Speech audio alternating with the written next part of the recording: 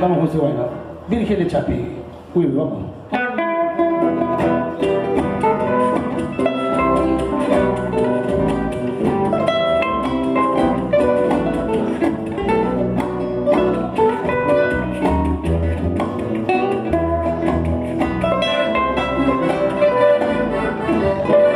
No corra, está bien.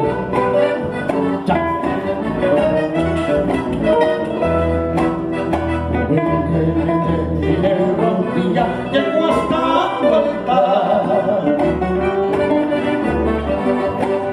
Vengo a ofrecerte mis oraciones y me otorgues tu perdón. Guíame siempre por buen camino y felicítate a ti.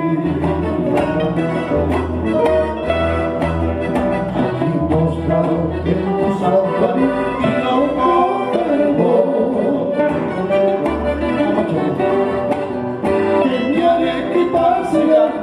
y siempre darle tu protección a ese pueblo que te venera y felicítame a ti. Vamos ya.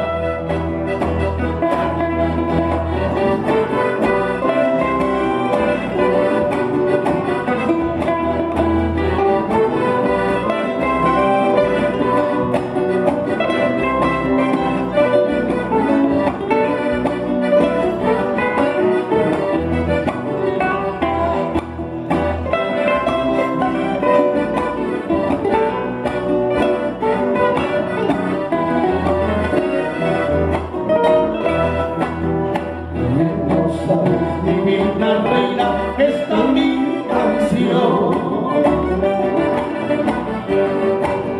es mi plegaria que elevo al cielo, es mi fe y mi oración,